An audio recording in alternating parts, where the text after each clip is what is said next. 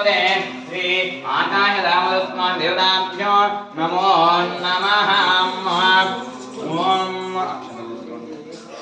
ओम ज्योतिराजाय विद्महे स्वयं प्रकाशाय धीमहि तन्नो दीपः प्रचोदयात्।